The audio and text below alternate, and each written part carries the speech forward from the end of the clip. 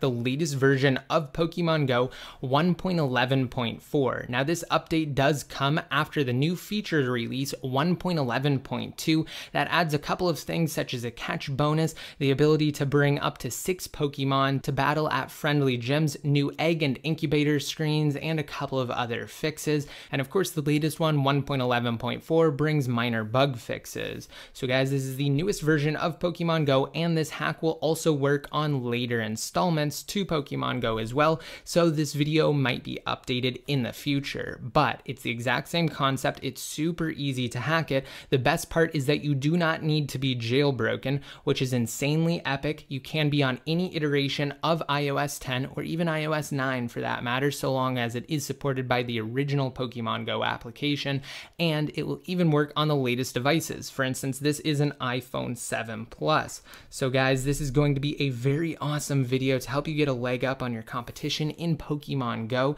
And if you want to win an iPhone 7, because my giveaway is still going on, don't forget to drop this video a like. It's going to end this weekend. It was just extended for a couple of days, but again, it's going to end. There's a hard stop on it at the end of this weekend. Be sure to drop this video a like. Check out full instructions in your cards right now to win a brand new iPhone 7. All right, and before we begin and I show you guys how to install this hacked iteration of Pokemon Go, there are a few things that I want to mention. First and foremost, while there is an on-device method to actually install a hacked version of Pokemon Go on your device without the need of a computer, that is a very dangerous method, guys, because when you're actually talking about installing an IPA from an unknown source, there's so many things that they could end up doing with it. For instance, a hacker could inject their own custom library into the application, which could in turn compromise your account. And if you're signing in to Pokemon Go with your Google account, that is not good at all. So definitely use the trusted source that I have verified in today's video.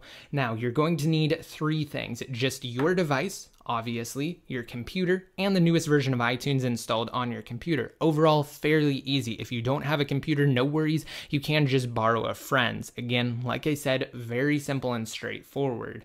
Now on your computer, we're going to need to obtain the Pokemon Go hacked IPA. So just navigate to PokemonGoHacks.me inside of your browser. That link is up on your screens now, as well as down below in the description. It's the very first link, and you're just going to click on where it says download now, and you're going to obtain 2 things. First and foremost, Cydia Impactor, which is what we're using to actually install the IPA onto our device. And then you're also going to need the Pokemon Go version 1.11.4 hack, and you're just going to click right here where it says to, and it will download extremely quickly, guys. This is a very fast download server, and you will get it in no time at all. You can see mine is already done right about now. And then of course, Impactor will depend on whether you are on a Mac or a Windows-based PC. So because I'm on a Mac, I would click Mac, but if you're on Windows, just click on Windows. And once you have both things downloaded, you're good to proceed. Just get Impactor installed on your computer. And once Impactor is installed, before you continue, if you have any other version of Pokemon Go installed on your device, you're going to have to delete it. This goes for either a previous hacked version of Pokemon Go, or if you have the official Pokemon Go app installed, you're just going to enter the edit mode for your icons, and you're just going to delete it. It's as simple as that. It will not work if you already have some version of Pokemon Go installed on your device. Once that's done and you have the required downloads, you're just going to plug in via a standard USB cable into your computer, open up iTunes, and ensure that iTunes does in fact recognize your device. If it's the first time you're connecting to that specific computer or the first time since you last restored, iTunes may ask you to trust the connection. On your device, it will just prompt you to trust, whereas on the computer, it will ask you to click continue. You need to do both. Once it's done that, it will establish the connection. So long as your device pops up inside of iTunes, you can go ahead and open up Impactor, which I have on my desktop right here. As you can see, it already recognizes my iPhone, and then right beneath it, it says install Super SU, aka root my Android. Just leave that drop down as is. It doesn't matter. We don't really need to worry about it, just so long as we have the custom IPA I told you guys to download from PokemonGoHacks.me. Once you do, just drag it inside of of the Cydia Impactor interface, and it will immediately ask you for an Apple username and login. Now, the reason it's doing this is because it's actually self-signing the application. See, we're installing an app off of Apple's App Store, and the only way to do that is either being an official registered developer or having the application signed through a developer enterprise account, which allows other devices to in turn install it. But because we're not developers, we're going to use Apple's solution that they've actually come up with and that they introduced with iOS 9 to allow anyone and everyone to essentially test development for iOS.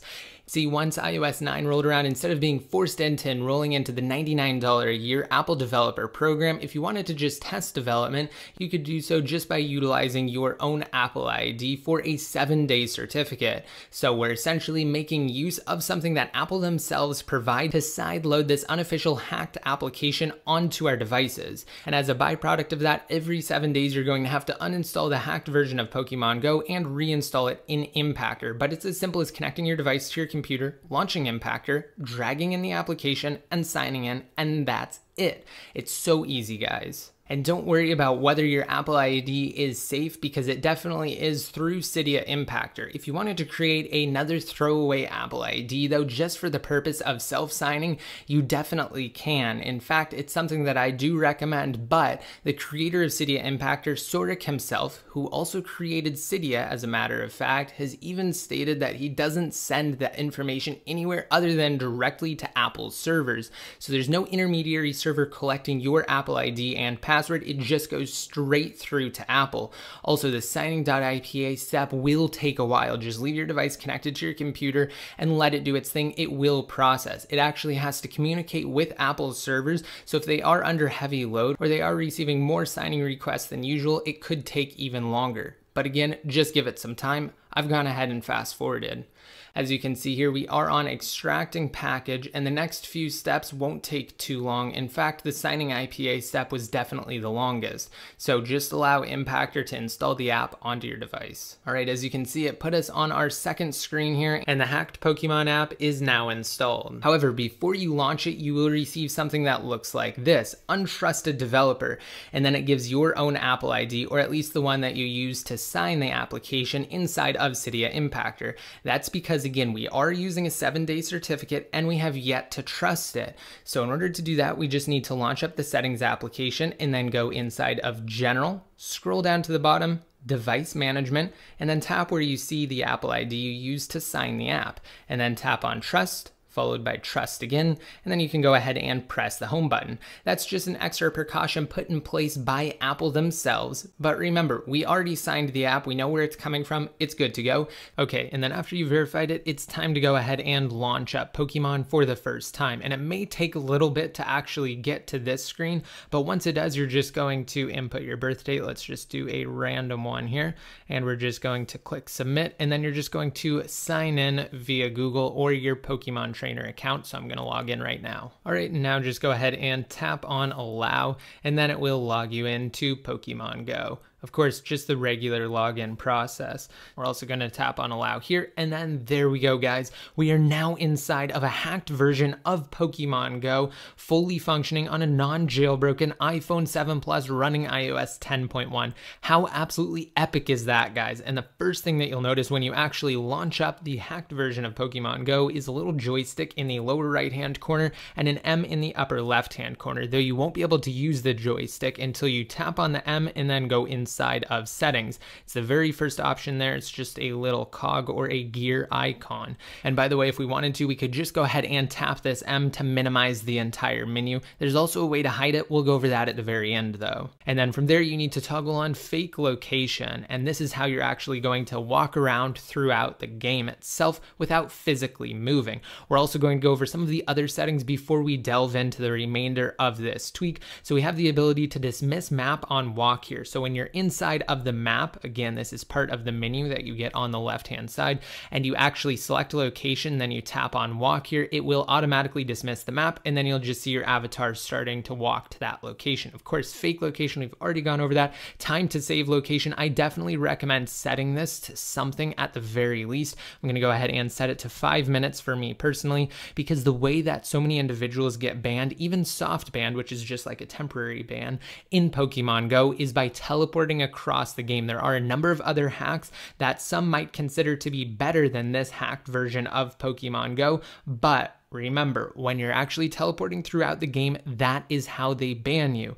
And if you happen to close the application and you don't have this option to save your location, then it could appear as though you are teleporting. So definitely set it to something, and it's a really good idea if you have to walk further. Like for instance, if you live in a pretty rural area, you might want to actually always save your location, again, for forever, because that way you don't have to always walk to that area. So that's a really great addition to the Pokemon Go hack. And then finally, you do get the option to set your speed, but you get an even quicker way to customize that. So let's go ahead and tap on done and go over the remainder of this thing here.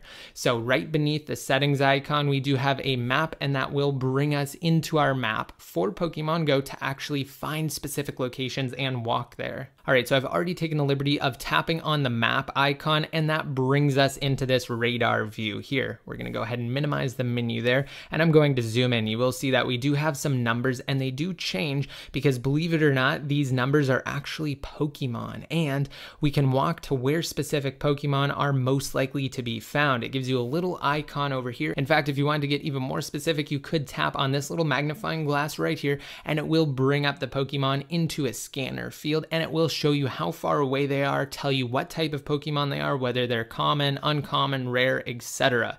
But when we go ahead and tap on this little settings option up in the right hand corner, we can actually fully customize the radar screen itself. This is completely separate from the options for the tweak. You can see that we can specify certain favorite Pokemon. We can decide whether we want to focus on specific common Pokemon, as you can see here. We can go ahead and tap out of that. We can actually enable notifications, which is pretty cool. We can highlight the option to show Pokestops, gyms, to completely hide common Pokemon if we don't even want to see them on our radar screen, if we just want to focus on the rare ones.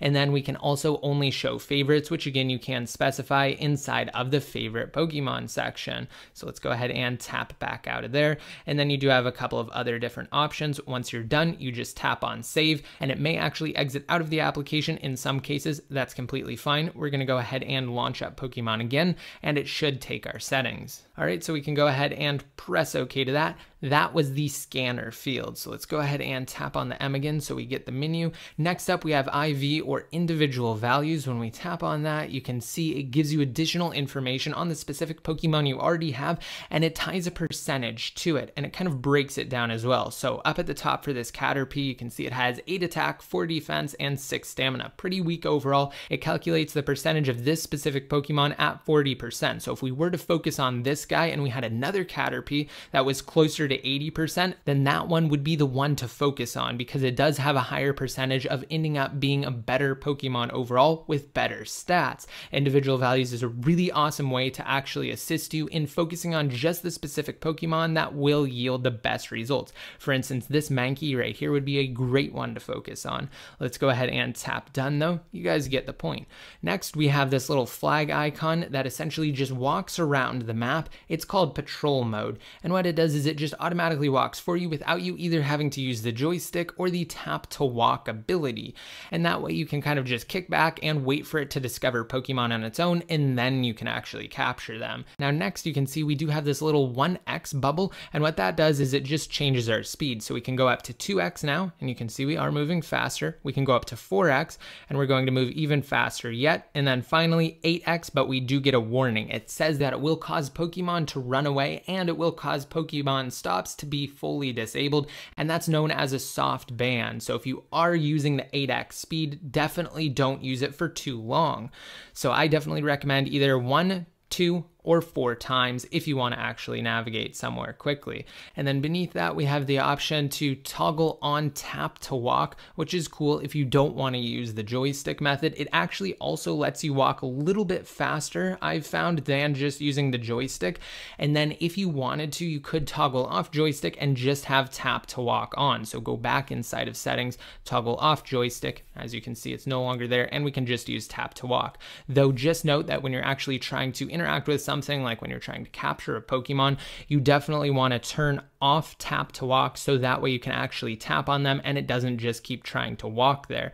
Now I want to quickly show you guys something else that this tweak features, which is really, really cool. All right, there we go. I had to toggle on patrol mode, but as you can see, when I tap on one of those little icons that appears, again, the silhouette of the Pokemon, it does immediately walk to that location. If it doesn't pop up right away, then your avatar will kind of just walk around in that general vicinity until they do, and they always do eventually. So let's go ahead and tap on this guy, and now we can actually capture him. So this is just like regular Pokemon Go, and in fact, it already brings up the statistics of this guy right in advance, so we don't have to focus on him if we don't want to. But again, we can capture him just like so. So guys, this is the hacked version of Pokemon Go. As you can see, it's pretty amazing, and it's definitely the right way to play Pokemon Go, especially if you want to kind of get a leg up on the competition, get ahead with your Pokemon, and you don't want to get banned. This is how you have to do it. All right, guys, one last thing, because I told you I was going to show you toward the beginning when I started highlighting the tweak, if we wanted to go ahead and tap on this little H right here, it hides the menu entirely. And then to get it back, we can just go ahead and triple tap anywhere on the screen and it brings it back up. So that's really great if, for instance, you're trying to capture a Pokemon or you're at one of the gyms and you're in an intense battle, then you can hide it really quick just by tapping on that H. So that's the hacked version of Pokemon Go, guys. Again, I really hope this video helps you out. Be sure to drop it a like if it did. Let me know your thoughts down below in the comment section, and of course subscribe.